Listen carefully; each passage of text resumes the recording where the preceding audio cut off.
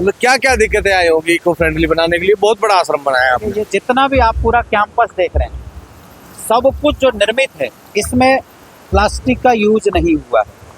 जितने फ्लेक्सेस जो आप देख रहे हैं वो कारपेट प्रिंटिंग है, सब सारा का सारा प्रिंटिंग कारपेट प्रिंटिंग है। इस कैंप को बनाने के लिए बांस का या फिर लकड़ी का, इस प्रकार की चीज़ें जो भारतीय सनातन संस्कृति में पूजा पद्धति में प्रयोग होते हैं, और सारी की सारी वस्तुएं प्रयोग हुई हैं। ये कैंप लगाने का एक ही उद्देश्य है कि जन जन तक जो हमारा सत्य सनातन धर्म है वो जागृत हो सके।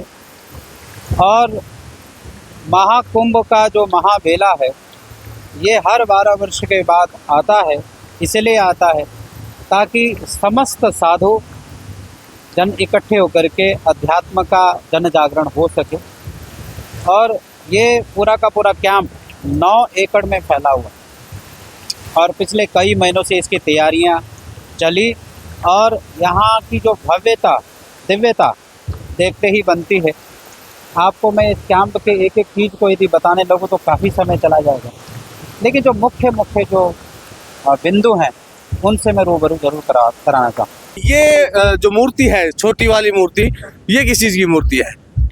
आप ये देख रहे हैं, ये छोटी वाली मूर्ति, ये एक साधक की मूर्ति है। यानी कि एक शिष्य की मूर्ति है। ध्यानास्थ योगी की प्रतिमा आप देख रहे हैं। ये ध्यानास्थ जो प्रतिमा है वो इसलिए बनाई गई है, इस मनुष्य जीवन को अपने जिंदगी के लक्ष्य को पूरा करना है तो मनुष्य को ध्यान तो करना ही पड़ेगा ना। आरती का प्रथम अंतरा ही ये बात कहता है कि जो ध्यावे फल पावे, दुख विनसे मन का, सुख संपत्ति घर आवे, कष्ट मिटे तन का। जो मनुष्य ईश्वर का ध्यान करता है उसी के मन को सुख शांति आनंद की प्राप्ति होती है। बगैर ध्यान कोई व्यक्ति ये कहे कि हम सुख और आनंद को प्राप्त करें, ऐसा शास्त्रों में वर्णित नहीं है। परंतु ध्यान किसे कहा जाता है, कैसे ध्यान प्राप्त होगा?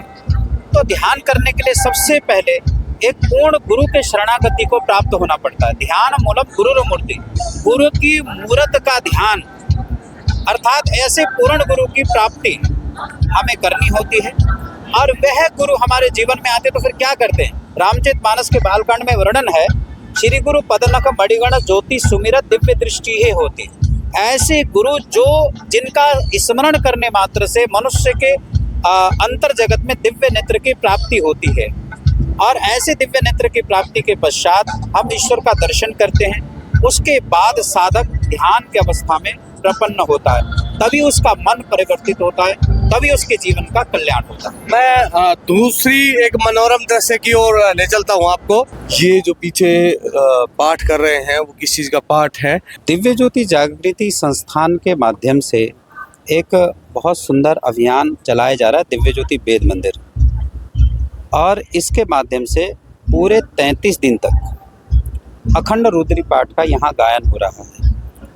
आप समस्त ब्रह्मज्ञानी वेद पाठी जनों को देख रहे हैं जो देश एवं विदेशों से आए हैं, और अनवरत बगैर रुके बगैर थके पिछले 33 दिनों से यहाँ पर ये रुद्री पाठ हो रहा है। 504 ब्रह्मज्ञानी वेद पाठियों के माध्यम से एशिया बुक ऑफ वर्ल्ड के अंदर ये रिकॉर्ड होने जा रहा है, और 15 तारीख को यहाँ पर इस कार्यक्रम का समापन किया जाएगा। और यहाँ पे आप देख रहे हैं कि सभी विशुद्ध वेद पाठ कर रहे हैं, और इस वेद पाठ के माध्यम से जो इतना अनवरत जो दिव्य कार्य हुआ है, बहुत बड़ा अनुष्ठान है। ऐसा अद्भुत, ऐसा दिव्य अनुष्ठान पूरे भारत नहीं पूरे विश्व में किसी ने नहीं किया होगा, जो दिव्य ज्योति वेद मंदिर के कर्मठ कार्यकर्ता वेद पाठियों ने किया है। और इस प्रकार का अद्भुत कार्य करने से प्रकृति को तो लाभ मिलता ही है, साथ में मनुष्य मन को भी सशक्त और आनंदित और आह्लादित करता है। ये अपने आप में बहुत दिव्य कार्य है, जन कल्याणकारी है, और दिव्य ज्योति वेद मंदिर के माध्यम से पूरे विश्व को ये संदेश जाना चाहिए कि मंत्र ध्वनि और मंत्र उच्चारण शारीरिक, मानसिक और आध्यात्मिक तीनों ही प्रकार से हमें लाभान्वित करता है। और यहाँ जितने भी वेद पाठी वेद का पाठ कर रहे हैं, ये सभी वेद पाठी ब्रह्मज्ञानी हैं, दिव्य गुरु सर्वश्री आशुतोष महाराज जी के माध्यम से इन्होंने उस ब्रह्म ज्ञान की दीक्षा को प्राप्त किया है, आंतरिक जगत में ईश्वर का दर्शन किया है, उस परमात्मा का ध्यान करते हुए उसके पश्चात वेद मंत्र का उच्चारण करते हैं, तो इसकी ऊर्जा अनगिनत हो जाती है। जब ये आए थे यहाँ, आपसे जुड़े थे, क्या उससे पहले शूद्र, वैश्य, क्षत्रिय, ब्राह्मण अलग अलग वर्णों के थे? समस्त वेद शास्त्रों में जो वर्णन आता है, ब्रह्म जानाति ब्राह्मण, जिन्होंने ब्रह्मों को जाना है, ब्रह्मों को देखा है, वह ब्राह्मण है, ऐसा शास्त्रों में विदित है। अभी तो मैं ये इसलिए पूछना चाहूंगा, उससे पहले क्या थे? पूरी बात आप सुने इस बात को। जिन्होंने उस ब्रह्म का साक्षात्कार किया है वह ब्राह्मण है। और दूसरी बात, ब्राह्मण कर्मों से होता है, केवल जात धर्म से नहीं होता। जो वेद धर्म का पालन करते हैं, अपने जीवन को चारित्रिक और अपने जीवन को सामाजिक रूप से भी बहुत पवित्र रखते हैं, और जिनका कर्म ही पवित्र है, विशुद्ध है, वही तो ब्राह्मण है ना। ब्राह्मण का मतलब कोई किसी के घर में, परिवार में जन्म लेना ही पर्याप्त नहीं। क्या रावण ब्राह्मण नहीं था क्या? इसलिए ये बात, फिर भी उसे राक्षस कहा जाता है। हाँ, देखिए, वेद धर्म का पालन करने वाला, विशुद्ध परमात्मा का ध्यान करने वाला ही व्यक्ति वेदों का उच्चारण करता है, और वही वेद पाठ जब होता है तो इसका जो लाभ है समस्त जनमानस को प्राप्त होता है। पूरा विस्तार के अंदर महात्मा जी ने बताया कि जिस चीज़ को आप ढूंढते रहते हैं और किसी को रोस्ट भी करते हैं, तो ऐसा कुछ नहीं है। यहाँ पर जो भी वेदी बैठे हुए हैं, वेद पाठ कर रहे हैं, वो अलग अलग कास्ट के हैं। ऐसा नहीं है कि सभी के सभी उस समय पंडित थे जब ये जुड़े थे, यही मैं कहना चाह रहा हूँ। उस समय तो पंडित थे नहीं है। और अब मैं अगली एक मनोरम दृश्य से जाने से पहले मेरे साथ एक भावी मेरे हम उम्र विद्यार्थी यहाँ के हैं। सर, कब से जुड़े हो आप यहाँ? 2016। 2016 से। तो आपको तो बहुत समय हो गया जुड़े हुए। जी। काम क्या यहीं काम करते हो या कुछ और भी काम करते हो आप? नहीं, हम लोग वॉलेंटियर हैं, अपने अपने कामों में भी हम काम करते हैं। जैसे मेरा बिजनेस भी है, और साथ में यहाँ पे जब सेवा करनी होती है तो हम यहाँ पे सेवा भी देते हैं। सेवा के समय आप उपलब्ध हो जाते हो, उपलब्ध हो जाते हैं। बाकी अपना जो गृहस्थ जीवन है उसका पालन भी करते हो? बिल्कुल बिल्कुल। अब मैं पूछना चाहूँगा, क्या जो ये लोग बैठे हैं, इनसे जब आप मिले हो, एक दो कुछ को जानते हो पहले से? हाँ, कई अलग अलग ब्रांचेस के हैं जैसे, तो किसी किसी भाई से मुलाकात होती है तो फिर वो पहचान में आ जाते हैं। दोस्तों, ये एक अलग ही मनोरम दृश्य है, और यहाँ पर एक हवन कुंड, हवन वेदिका बनाई हुई है, और गुरु जो है हमारे आशुतोष महाराज जी, उनका चित्र है, और बाल रूप में श्री कृष्ण और गैया का जो बछड़ा होता है या बछिया होती है, उनका चित्र है।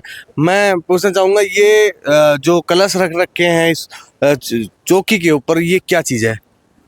देखिए, यहाँ जो यज्ञशाला है, यज्ञ मंडप है हमारा, यहाँ सुबह से लेकर के अभी तक यहाँ पूजन का कार्य चल रहा है। यहाँ पर विशुद्ध वैदिक मंत्रों का उच्चारण, हवन, यज्ञ इत्यादि होता है, और इस वैदिक कार्य के माध्यम से भी हम जनमानस को ये संदेश देना चाहते हैं कि जैसे हम बाहर हवन यज्ञ कर रहे हैं, बाहर पूजा कर रहे हैं, वैसा ही पूजा हमारे आंतरिक जगत में भी होता है। हमारे महापुरुषों ने कहा है कि the body is the temple of living God, to enter this temple we need a perfect master. ये शरीर ही मंदिर है, और इस शरीर में भी पूजा होता है, और उस पूजा पद्धति को बताने वाला कोई महापुरुष, कोई संत होता है, जो जैसे हम बाहर हमने जोत जलाई, बाहर घंटी बजाई, या फिर बाहर हमने मंत्र उच्चारण किए, बाहर अमृत का पान किया, ये चारों चीज़ें हमारे अंतर जगत में ही गुरु प्रकट करते हैं।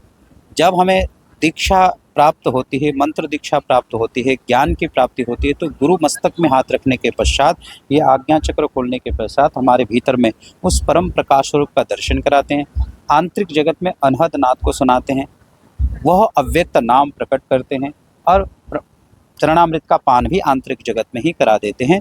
तब जा कर के वास्तविक पूजा हमारे शरीर के अंतर जगत में होता है।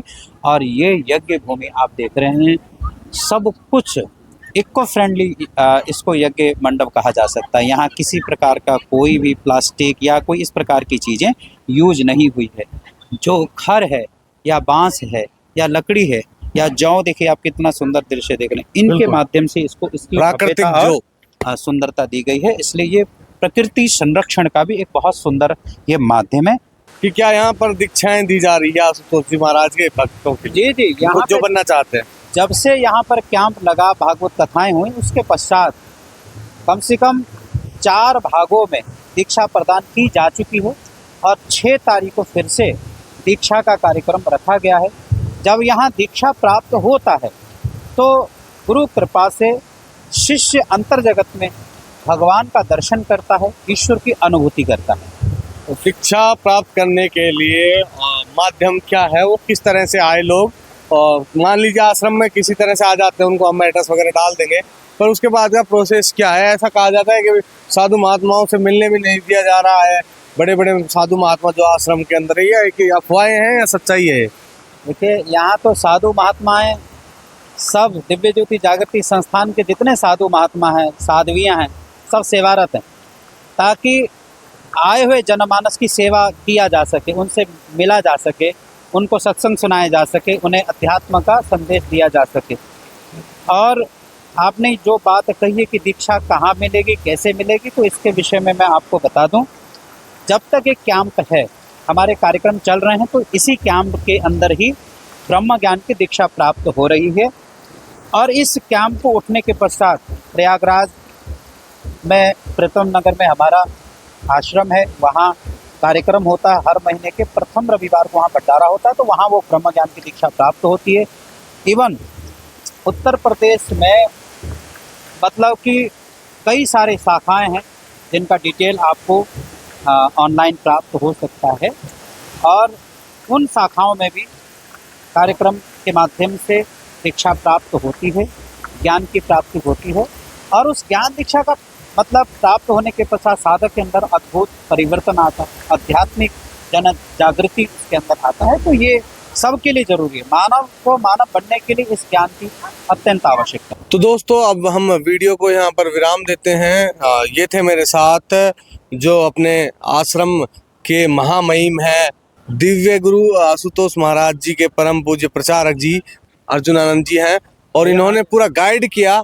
वीडियो के अंदर कोई भी त्रुटि हो गई हो तो हमें क्षमा कीजिए, और आपके जितने भी सवाल हैं इस वीडियो के कमेंट में आप बताइए, महाराज जी भी आंसर देंगे और मैं भी स्वयं भी आश्रम दूंगा। अपने इस आश्रम का एड्रेस और बता दीजिए एक बार। दिव्य ज्योति जागृति संस्थान का मुख्य कार्यालय दिल्ली में पीतमपुरा में है, और प्रयागराज में प्रीतम नगर में है, और कुंभ मेले में सेक्टर 9 गंगेश्वर मंदिर के नज़दीक यहाँ पर हमारा कैंप लगा है। तो दोस्तों मिलते हैं हम अगली वीडियो में, तब तक जय हिंद जय भारत।